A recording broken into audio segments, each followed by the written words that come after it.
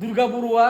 माने मेट्रिक पासबो नङा बियो नाथाय फुटबल जोनानै दिनै बियो 50 लाखनि मानसि जाबाय एबार खालामबाय नोङो डिसिप्लिन थाखाय इसोर बयबो पस्टारिं खालामबाय दोङो दिनै वे अमाफोरा इसोरो हेल' लोगोफोर दिनै जाबाय लास्ट डे वर्कशपनि इयुनाव बयबो दिनै रिभाइस खालामनाय दोङो जे सानथामनि हाबाफारियाव मा मा सोलोंखो बेखौ दिनै बयबो रिभाइस खालामबाय दोङो दिनै बयबो जों टिमा दोङो एखे जयैनो नै आखिदोंमोन नैबायदि आखिदोंमोन मादार तेरेसा बयबो दिनै फिनिशिं होदो फिनिशिं दा बयबो बेखौ डिसप्ले खालामगोन जे गार्जेनफोरा फैना नायगोन आरो आलासिफोर फैगोन आलासिफोरा मिथिगोन बाय कुइक पास खालामगोन जिपनो नों आखिलां मिथिनाय आखिलांबाय दोङो बेबायदिनो दिनै इयानि रिभाइस खालामबाय दोङो बे रिभाइस माने जि खालामनायफोरखौ बायबो खालामनायखौ दिनै आखिनानै दा इखौ सम्पुर्ण खालामलांबाय फिलाप खालामगोन आरो आं बयबो इयावनो जोङो सिनियर रुमखौ नायबाय एबार जोंनि रुमनिया मा गोदै रिभाइस खालामबाय दोङो आं नायलांनि थिंनाय हाबबोबाय आङो आरो दिना जुनियरफोरा रिभाइस खालामबाय दोङो दिनै नोंसोर मा खालामदो रिभाइस खालामबाय दोङो बे फार्स्ट डेनि एखेदा जों बयबो डिसप्ले थाबगोन मोजां खिथि नाय रतन टाटा आखिदो itu जाबाय आइडल आंनि सासे रतन टाटा सारखौ बयबो आखिदो रतन टाटा सार रतन टाटा जाबाय बयबो आखिदो बयबो रतन टाटा सारखौ आखिदो setting there इथिं बयबो आखिदो नों मा आखिदो मादार तेरेसा ना मादार तेरेसा आखिदो बिथिं तूने क्या ड्रॉ किया रतन टाटा को ड्रॉ किया ना ओके बेबायदि आखिलांबाय दोङो दायो इयाव दोङो ना इसोरो रिभाइस खालामनायाव एबार खालामबाय दोङो डिसिप्लिननि थाखाय इसोर बयबो पस्टारिं खालामबाय दोङो दिनै वे अमाफोरा इसोरो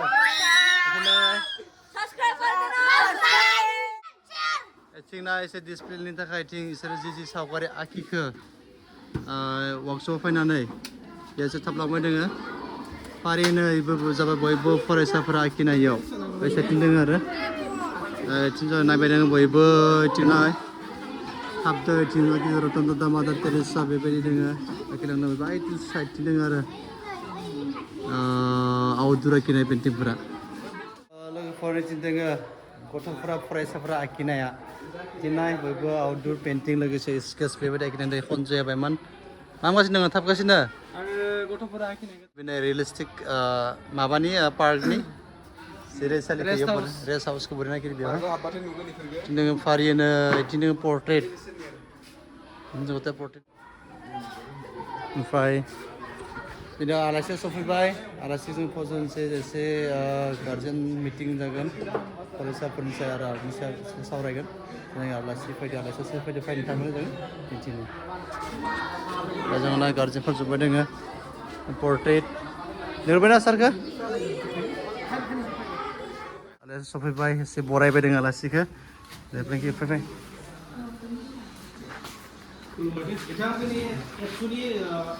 तामुलपुर जिल्ला तामुलपुर डिस्ट्रिक्ट एबसु प्रेसिडेन्ट एडुकेसन एसिस्टेन्ट तामुलपुरनि बिथांनि मुङा राम बर'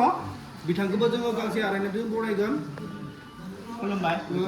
बिथांखौ जोंनि स्कुलनिनो स्टुडेन्ट बिथाङा सोदोमस्रि बर'आ गांसे आर'नाइजों बरायगोन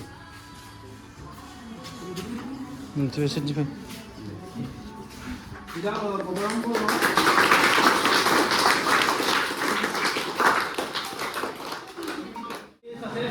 गोदान बर'नि इउटुबार बिथां मुकुल बर'खौबो जोङो गांसे आर'नाइजों बरायगोन आर'नाइखौ बरायगोन जोंनिनो बे स्टुडेन्ट थामि बसुमतारी बिथां इउटुबार मुकुल बर'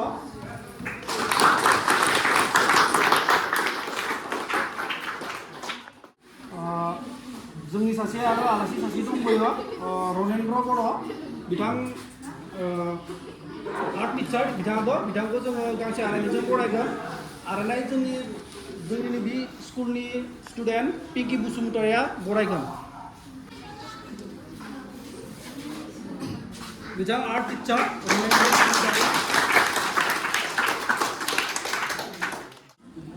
जोंनि गासैनिबो सिनायथि बिथांखौबो जोङो आरायनाय गासैबो बरायगोन बिथाङानो जाबाय आर्टिस्ट हरेश्वर बर' नोंथांमोना गासैबो सिनायगो बे आर्ट एकाडेमिनि एमडि बिथांखौबो जोङो आरायनाय गासैबो बरायगोन आर्ट स्कुलनि स्टुडेन्ट पिंकि बसुमतारिया बिथांखौ आरायनायजों बरायगोन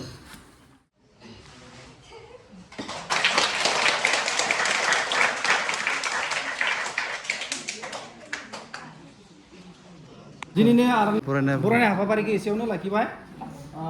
बिथां जोंनि एबसुनि डिस्ट्रिक्ट तामुलपुर डिस्ट्रिक्टनि आफादगिरि बिथांखौ आङो फंनैसो बिबुंथि लाखिनो थाखाय गुरै खावलायनाय जाबाय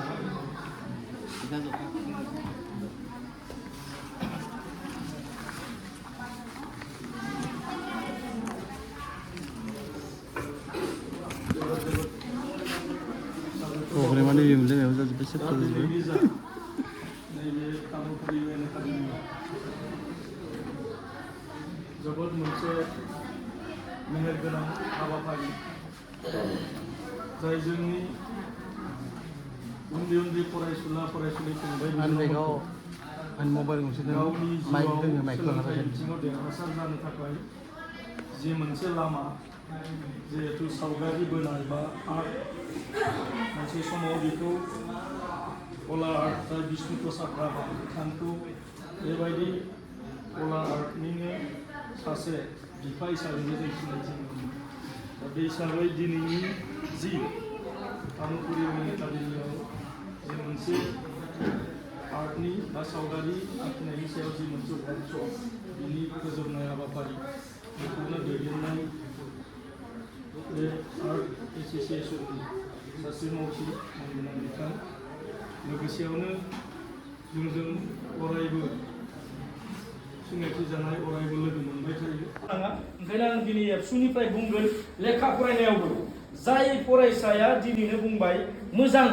रिजाल्ट खालामगोन बेखौ दुलाराय बर' आफादा अराय सम जोङो हेफाजाब होनायाव दङ सावगारियाव मोजां जोङो रोंलाङा नालाय ओंखायनो दिनै डक्टर इन्जिनियार जानो थाखाय गोबां नाजाबाबो मालाबा बेयावबो जोंनिया फेल जायो आरो दा ओंखायनो बे सावगारि बोनायखौ लांफाबानो जाबाय सावगारि बोनानैबो मानसिया आर्टिस्ट जानानै गावनि जिउखौ दैदेननो हायो दुर्गा बर'आ माने मेट्रिक पासबो नङा बियो नाथाय फुटबल जोनानै दिनै बियो 50 लाखनि मानसि जाबाय दा बेबायदि बाथ्रा ओंखायनो खुनु गोनो गोथो जानांगौ बाथ्रा गैया बै बाथ्राफोरखौ लानानै जोंनि आइ आफामोना जाहाथे एसे गावनि गथ'खौ मोजाङै भबिसतआ बिसिनावसो दोङो ओंखायनो बे भबिसतखौ लानानै खामानि माव अब्ला दावगागोन ओंखायनो आङो जोबोद जोबोद साबायखर बावबाय আমি কোনোবা এটা ভাষাত সব শিকিব পাৰিম কিন্তু আমি এখন সমাজত থাকিলে সেই সমাজখনৰ ৰীতি নীতি আচাৰ ব্যৱহাৰ আৰু তেওঁলোকৰ মনৰ ভাৱ এইবিলাক আমি ভাষাৰ জৰিয়তে শিকিব পাৰোঁ एसे एक्टिंनिबो श' खालामदों नैबे जाबाय लिरबायदों होननाय लोगोफोर जोंनि आर्टनि वर्कशपआ जोंनिया मोजाङैनो थांबाय आरो जों साक्सेसफुल जाबाय